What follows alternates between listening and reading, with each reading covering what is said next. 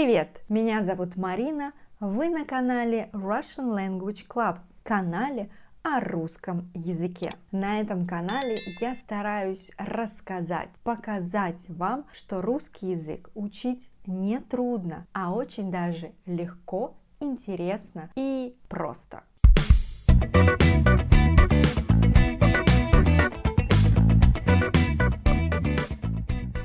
Надеюсь, вы уже посмотрели видео о глаголах движения, verbs of motion, и это было основное видео, где я рассказывала основную, базовую информацию про глаголы движения. Сегодня будет видео продолжение. В этом видео я расскажу про префикс «по». В прошлом видео, кстати, я немного рассказывала, что у нас есть слова пойти, поехать, побежать, поплыть и так далее. В этом видео мы детальнее рассмотрим префикс по. Префикс по мы можем добавить к глаголам группы идти, то есть идти, ехать, летать, плыть, бежать, нести, вести, вести. И к глаголам группы ходить. Ходить, ездить, летать, плавать, бегать, носить, возить, водить. Но важно понимать, к какой группе вы добавляете префикс, потому что если вы добавляете префикс к глаголам группы идти, то здесь у нас появляется значение начала движения, и это у нас уже совершенный вид глагола. То есть эти глаголы мы используем только в прошедшем или в будущем времени. Совершенные глаголы никогда не используются в настоящем времени. Например, где Иван? Он пошел на работу. Или в будущем времени я пойду вечером в кино. Также префикс по мы можем добавлять к глаголам группы ходить. Походить. Обычно это обозначает такое недлительное действие. Он немного походил по комнате. Давай чуть-чуть поплаваем в бассейне. И глаголы походить, поездить, полетать и так далее, это тоже глаголы совершенного вида. То есть у них есть формы только в прошедшем и будущем времени. Давай походим вокруг елки. Итак, префикс по с глаголами группы идти. Пойти, поехать, полететь, поплыть, побежать. У этих глаголов есть значение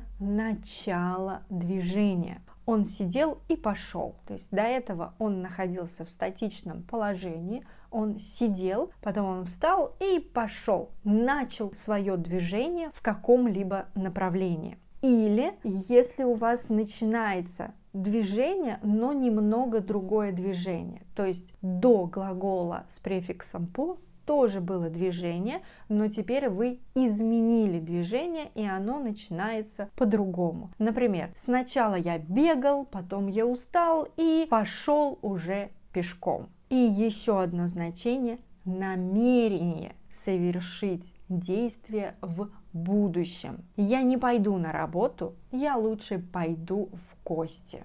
В выходные мы поедем на дачу. Мы планируем это сделать в выходные.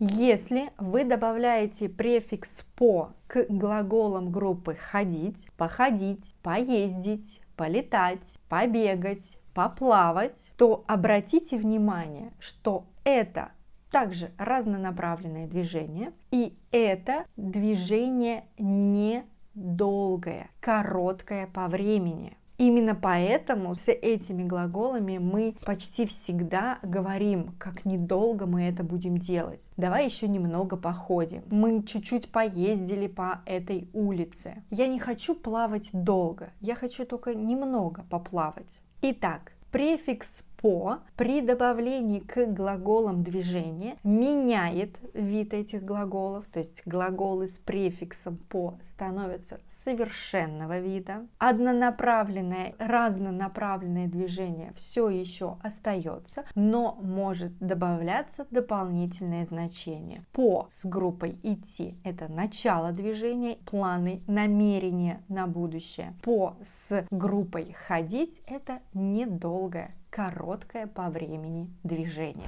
Вот и все. Это видео было о глаголах движения с префиксом по. Подписывайтесь на канал Russian Language Club. Учите русский язык вместе с Russian Language Club. Давайте общаться, дружить в социальных сетях. Пока-пока, до скорой встречи!